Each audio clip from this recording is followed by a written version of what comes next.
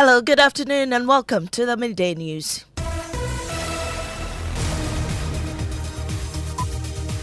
The news is live on Joy 99.7 in Accra, on Love 99.5 in Kumasi. We're also live in all 16 regions of Ghana, including Radio Justice Tamale, Radio Kwando, Fafa Radio Georgia, and Jata FM Karaga. We're also live on X Spaces Facebook live stream and My Joy Online interactive app. The Midday News is sponsored by Petrosol, your clean fuel in full quantity. Petrosol, always a delightful experience. Also brought to you by Duroplus Ghana Limited, producers of quality PVC and HDPE pipes and water tank, the only water storage tank with a level indicator. Where Duroplus goes, water flows. Coming up.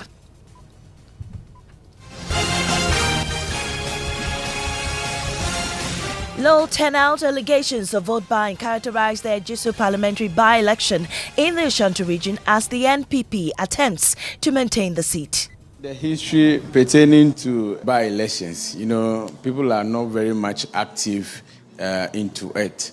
In some few areas where we've had reports of vote buying and all that. Reports of vote buying from where? Where specifically in Ejisu? No evidence. I came here, I've not seen anybody influencing any electorates with any money. So those. We'll also hear from the Electoral Commission dismissing claims it is working to ensure an NPP victory. We have involved them throughout all the process. As a commission, we have no interest in any candidate. And we have told them that, we have demonstrated that. We're live in the constituency to bring you the very latest also. As vice president, he cannot point to one initiative. I've asked him, and I've been waiting for a few years now for that answer. Give me one initiative that you did as vice president. NPP flag bearer Dr. Bawumia throws challenge to his main contender in the December election, John Mahama of the NDC. We have details of all that. Also, the West African Examination Council, WAEC, unwilling to back down on new fee charges despite the Ghana National Association of Private Schools threatening to boycott the 2025 BEC. For the bond paper that we use in printing, we have to import. We look at inflation. We look at the exchange rate, look at port charges, and all of these are looked at before we come up with our estimate. In sports, legendary boxer Azumah Nelson will return to the ring almost 2 decades after his last exhibition fight. We have details in 20 minutes. And this afternoon we ask, must cheese sit down while greeting the president? You must also respect the traditional authority in the same way when he also comes to your place in the presidency, he must also offer you that sort of respect. We have details of these stories and more with me, Maame, Nyamekye, Thompson. Please stay for details.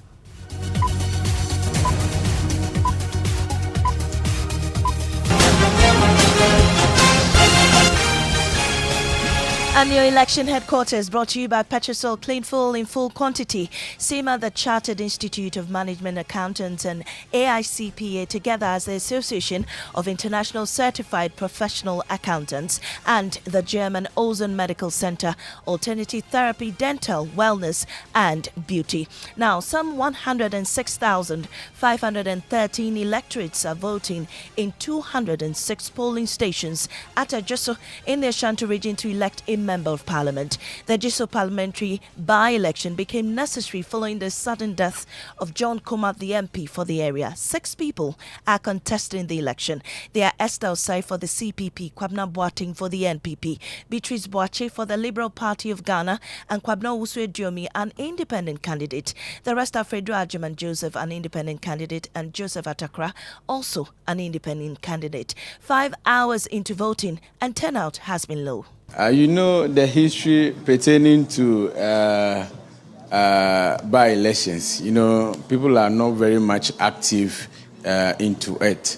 And so, you see, as you've just begun, you will not have much people coming to vote. But as we go on, you see that they will be coming. People are now preparing to come to the polling station to vote. So we are expecting them based on the work that we've done so far with the electorate. I believe they will be coming to vote. Well, already the camp of the independent candidate Kwabena Owusu-Aduomi is alleging vote buying. Here's his spokesperson, Nana Osei Bonsu. Smooth so far, except in some few areas where we've had reports of vote buying and all that. But reports of vote buying from where? Where specifically in Ejisu? Bonre. Yes, please. Okay, reports of vote buying. How did you get these reports? Yeah. Who said what? Yes, we've had reports that people positioned at a certain vantage point and are giving out money for people who are going to vote. I see. Our government officials positioned in those points, and then they are giving out money. You're saying government officials. That's government quite officials. Yeah. That's quite an allegation. I mean, what evidence do you have? It isn't. It is a matter of fact. Mention names. You are a reporter within the constituency, and so I've just told you that it's ongoing. It's currently happening in Bonre, so you can drive to the location and find out for himself. There's also this concern about the trickle of voters coming in to vote. We expected that there would be huge numbers in the queue, but that isn't happening. How do you react to that? So these are early days yet. The people will come in, but we sometimes start slow and then we finish hard. So do you think that would affect the chances of your candidate, Kwabena? No, I don't think so at all. The people are discerning enough to see through some of these gimmicks. How about you? Are you not influencing with any money? No, not at all. We don't have that substantial amount of money to give out. Well, let's go live now to Ejisu, where my colleague Nana Yaljima joins us on the line. Nana, what's the latest where you are? Unfortunately, we do not have Nana Yaljima on the line, but we'll be reaching out to our other colleagues who are also there as well to give us the very latest on this election. Well, we are joined right now by Nana Boakye Yadom, and he's giving us latest on what's happening. Nana, what can you report? Well, Maame, the process has been smooth so far. It started at exactly 7 a.m. The turnout is not as impressive as we expected it to be. Generally, of a by-election, though, we've had some of the aspirants.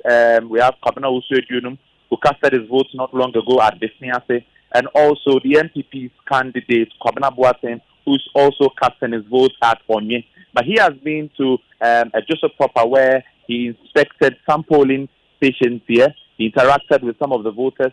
We also had an engagement with him. We asked him how positive he is about the process. He says he's determined that at the end of the polls, he's going to emerge winner of today's by-election.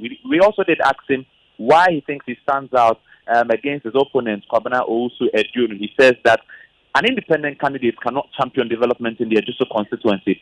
It is always a candidate from the government or from the ruling government that can champion development, that can speak to government to also bring our development into every constituency. And so he's calling on the delegates to also vote for him. Aduonum, on the other hand, is also optimistic of victory. He says that regardless of whatever the NPP is doing here in the constituency, he's hopeful that at the end of the polls, he's going to come out victorious. Well, Nana, there's also been allegations of vote buying against the NPP. Have they been responding to this? Nana Boakye? Nana Boakye, can you hear me? Unfortunately, we lost Nana Boakye, but then we've been hearing from the national organizer of the NPP, Henry Boakye, responding to allegations of vote buying. I mean, these were speculations being peddled even before the elections with no evidence. I came here, I've not seen anybody influencing any electorates with any money. So those accusations, I think that as a media practitioner, you should not even follow it at all. I mean, it breeds tension. I don't think that there is any such thing. We are not engaged in that. We have conducted effective campaigning. We've gone to communities, gone to churches, we've visited chiefs, we've done door to door. We've waged an effective campaign. We are very hopeful that we are going to win. So those who are peddling such false narrative is not going to wash. We are very hopeful that we will emerge victorious. Well, we'll go back to Ejisu. We have Nana Yaljima joining us on the line. Nana Yaljima, where are you and what can you report? So presently, I am at Ejisu Besiase, the hometown of Kwabena Osu-Aduonum, and the people here are very charged. Every polling station here, there are some people who have decided not to leave the polling station to their homes. They are here for their ballots, and according to them, they have information that the New Patriotic Party is trying to buy votes here at Besiase. So they are here on the grounds to ensure that MPP do not get that opportunity. So they are here, and even at a point they were alleging that Mr. Omare Wadie, who happens to be the former vice chairman of the New Patriotic Party, was perpetrating such illegality. So it looks like the people here at BCRC are very charged, and it looks like they are not ready to give chance to anybody who attempts to perpetrate illegality here. Well, Nana, how has voter turnout been where you are currently? So for BCRC, it looks like the people have been coming in, trooping in to cast their ballot, but we're not seeing the long queue that we normally see when there is a. But the people have been coming in to cast ballots. Well, thank you very much, Nana Boachi, Nana Jima, there with us from Ejisu. Now, the Ashanti Regional Director of the Electoral Commission, Benjamin Banobio, says the exercise has been smooth so far. I've visited about 10 centers, and wherever I go, people are there casting their vote. The queues are not long, but what you realize that the moment the person finishes casting his or her vote, he leaves the center as advised. And when it goes on like this up to 5 p.m., most of the over 106,000 registered voters will be able to come and cast their vote. We are anticipating for a higher voter turnout today. And the security men are also doing their job, and they have put in place a lot of measures. He also denies the EC is working to ensure an NPP victory. During printing, all the agents were there in Accra. After printing, they were giving copies of the serial numbers of the printed ballots. They were kept in sacks, ballot sacks, sealed with our seals, and they were also permitted to seal their seals there. When it got to Ejisu, we all went and inspected the seals. Our system is so transparent and so verified. There is no way anybody can cheat without it being detected. So if somebody is saying the Electoral Commission is killing the system in favor of a candidate or against a candidate, what we expect you, the media, to do is to prompt them. Ask him, at what level are they going to scheme? And how are they going to do it? So that the person will come out, which is news. And then you will be able to even kill the news in the night. If you ask him how, he will not be able to tell you. We have involved them throughout all the process. As a commission, we have no interest in any candidate. You are the Ashanti Regional Director of the EC, Benjamin Banobio. But what could be the likely outcome today? Musa Dankwa with the Global Info Analytics has some answers. Okay, because the margin that Kwabena Boateng has over Eduemi is 3.1%. And the margin of error for the poll is 3.4%. Okay. Which means that anybody can win this election tomorrow. Now, if you look at why Eduemi is doing very well, it's because of ground coalition that backs him at the moment in Ejisu. You see he's getting nearly 2/3 of floating voters. Yeah. He's getting over 92% of NDC supporters. He's getting 95% of smaller parties. And he's getting close to 60% of people who did not disclose their party affiliation to us. And he's getting 36% of MPP support. So that is the reason why he's looking very competitive. Well, you stay with us for more on your election headquarters. The flag bearer of the NPP, Dr. Mahmoud Bawumia, is challenging the NDC's candidate John Mahama to point to any policy he initiated during the administration of the NDC. He was addressing the Eastern Regional House of Chiefs at Koforidua. And if I list them, there are over 30 new initiatives that as Vice President I've been able to do. So, if as Vice President I've been able to help with all of these, I believe I can do more for the country. Because my major opponent in this election, he was also Vice President before, and he was President as well. As Vice President, he cannot point to one initiative. Just I've asked him, and I've been waiting for a few years now for that answer. Give me one initiative that you did as vice president. There's no one policy initiative that you can associate with him as vice president.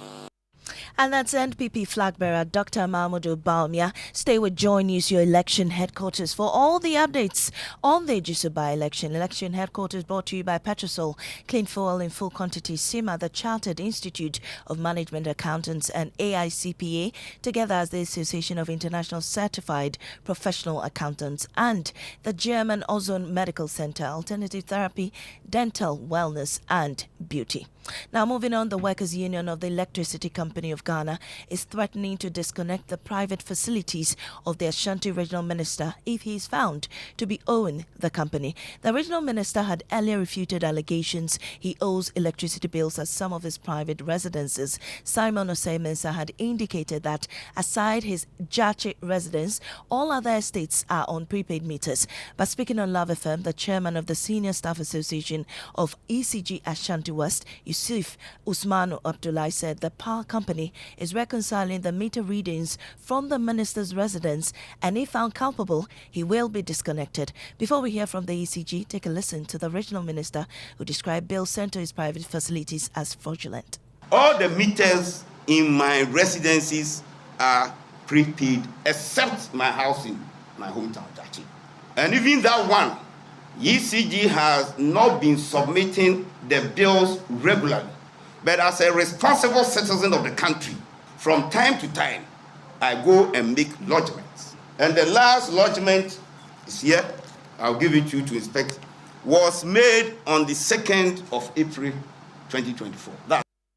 But the ECG says they will not hesitate in disconnecting the facilities from the national grid if the regional minister has arrears. When I've checked, he has prepaid meters there. I think the house in Aomaso. I'm told he has another place at his hometown. I didn't know of that, but he mentioned that he has been given a fraudulent bill. So I want to take my time and check that one too and see what is it. But if he's owing, he will be disconnected. But my question is he owing or he's not owing, Yusuf? So that is why he has not been disconnected, because we are here to check and reconcile. So.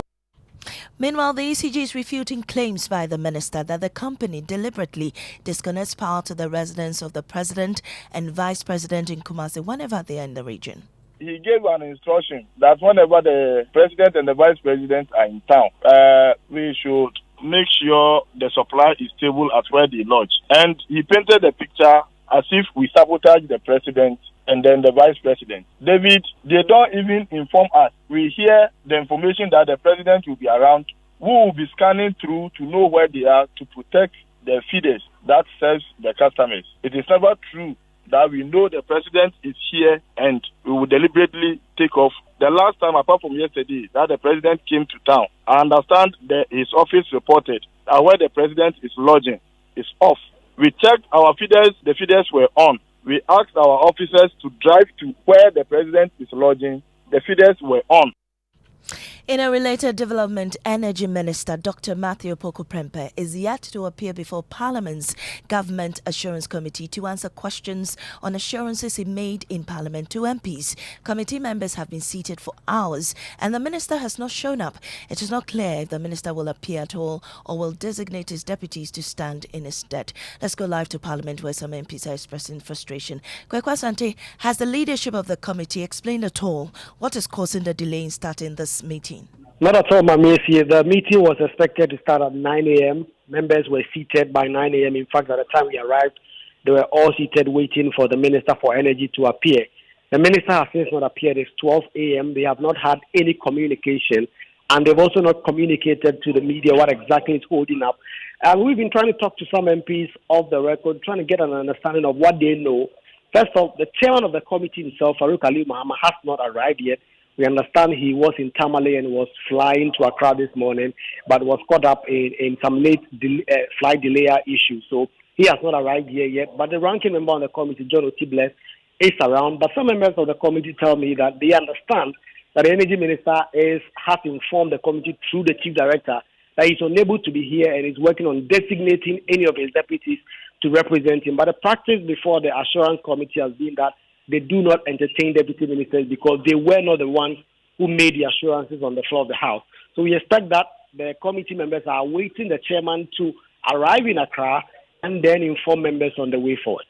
Thank you very much, Kwekwa Santes, our parliamentary correspondent. You're still listening to the Midday News on Joy 99.7 FM and over 30 affiliates across Ghana's 16 regions. Also, we'll be taking a break. When we return, we have sports and then the West African Examination Council, WAEC, unwilling to back down on new fee charges despite the Ghana National Association of Private Schools threatening to boycott the 2025 BEC if the increments aren't reviewed. For the bond paper that we use in printing, we have to import. We look at inflation, we look at the exchange rate, look at port charges, and all of these are looked at before we come up with our estimate.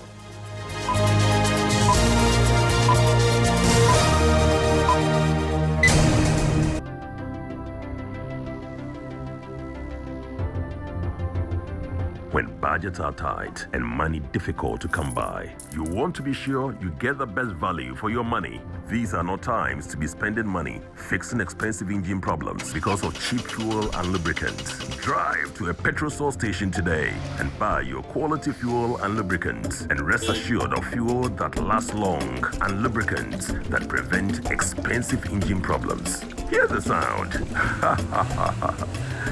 Petrosol. Clean fuel in full quantity. Just like that Sochi Wachi, that's exactly what Aquaba Magic gives you. Enjoy rich Ghanaian stories like the second season of the legendary Inspector Bediako, the captivating Madame, and so much more on DSTV channel 150 and GoTV channel 102. Aquaba Magic, dear. Enjoyment and kasa.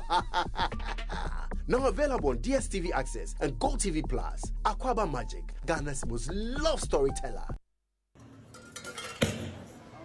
Showtime, good life time. Paddy, how is your good life? Hey, before you attack that sumptuous variety of foods with Toto, do yourself a favor. Wash your hands with soap under running water, your bowl before you eat, and at all other critical moments. That is, before you cook, after you visit the toilet, change your baby's diaper, and when you return home from anywhere. Let's all come aboard Good Life by washing our hands with soap under running water and at all other critical moments to keep the germs away from our family. Good Life, live it well. It's an everyday thing. Good Life from Ghana Health Service and partners with support from USAID.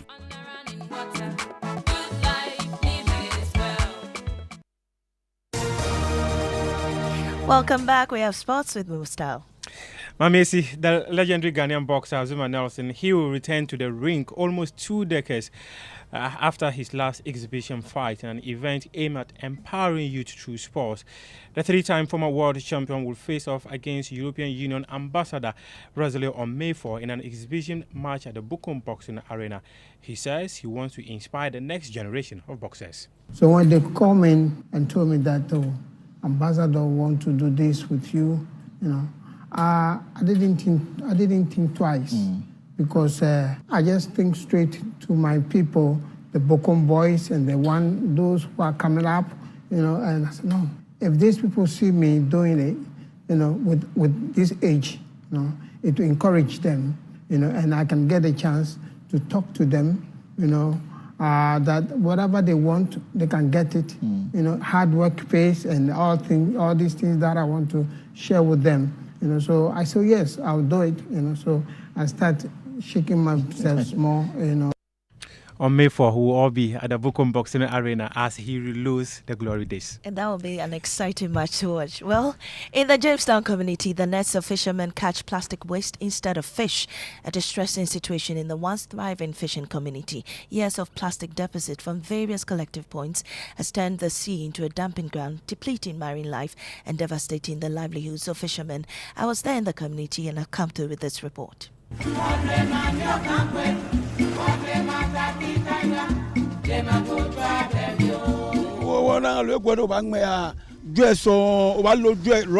When we go fishing, we hardly get fish, only rubber.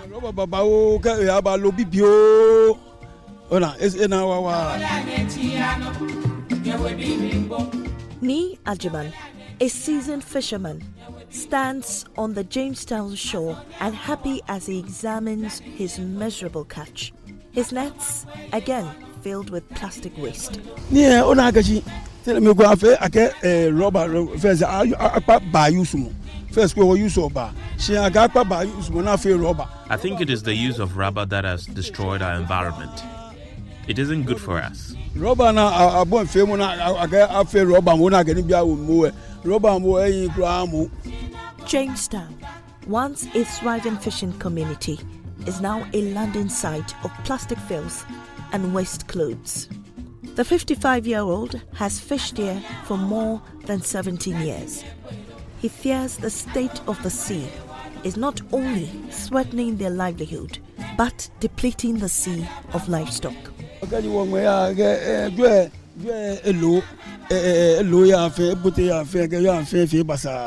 The plastics are destroying the livestock in the sea. We're not getting fish.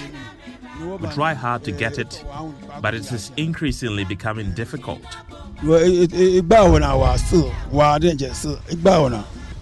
Fishmongers are equally worried about the situation.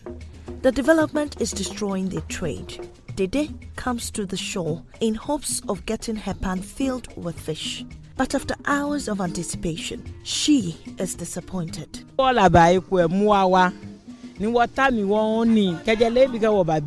this time, washing where. The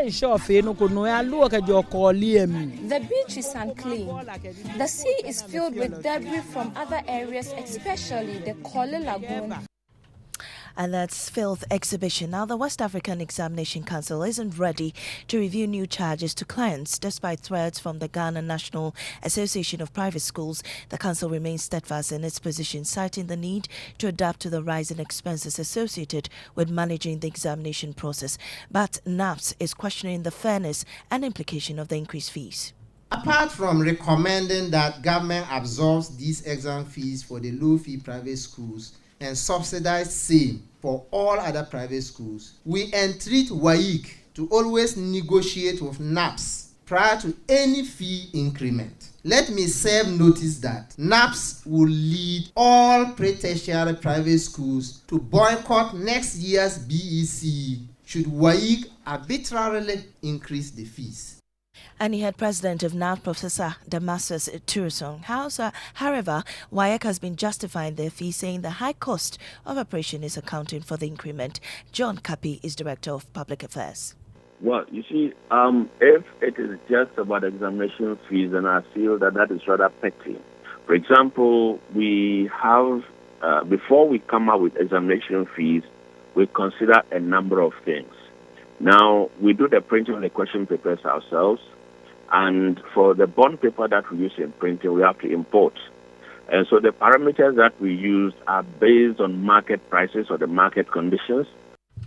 Historian Kweku Dako Ankra from the Department of African Studies at the University of Ghana says that chiefs wield absolute power within their traditional domains and deserve respect from the president. This statement follows an incident at a ceremony attended by President Akufo-Addo in Damongo, where his bodyguards reportedly signaled the traditional ruler to rise and greet the president. Prior to this, a video emerged showing the president instructing chiefs at a funeral to stand up before shaking hands with him. This has sparked debate, with some finding it disrespectful to traditional customs, while others argue that the president was simply exercising authority. We are talking about derivation of authority of these two important powerhouses. I mean the president and the chiefs. So what it is that since the traditional authorities have their power in their traditional area or jurisdiction that they rule, they constitute absolute power in that area, so that when you are a guest and you are visiting a chief, you must also respect the traditional authority. In the same way, when he also comes to your place in the presidency, he must also offer you that sort of respect. And he had historian Kweku Dako Ankra from the Department of African Studies at the University of Ghana. And now it's time for Jack and Max. Yeah. Or Jackie. Yeah, Jackie. Now, a lot What's is trending, you know. But let me start with Davido and Wizkid. Right. You know, they've had this long-standing feud, but recently it's been sparked. Now, Wizkid took some shots at Davido on social media. He's actually been trolling Davido for the past 2 days straight. I don't know, it looks like the entertainment, or let me say the showbiz industry in Nigeria, it looks like they are all fighting each other. Yes, so they are really trending on top of Is there trends. any underlining issue, really? Well, both of them feel that they are like, they are the big wigs when it comes to music. Let me say Afrobeat in Nigeria. Yes, so both of them have been throwing jabs at each other, but then Whiskey started it. So they're on top of trends today. But then back in Ghana, Yvonne Nelson is trending. Yes. Did you They're doing experience? so. Yeah. But she should set a date. Well, people have been asking that, and just after she posted that, people, she mentioned some names of people who took part in the vigil in 2015. Okay. She mentioned Sarkodie, and people are asking why. What's up? Why is she mentioning Sarkodie now? Because Charlie. what has Sarkodie done again? Anyway. But then people have been asking, we want the dates and all that's that. for what's trending today. I am Maame Nyamekye Thompson, and that's it for the Midday News. Up next is Pastor Mensa Audible.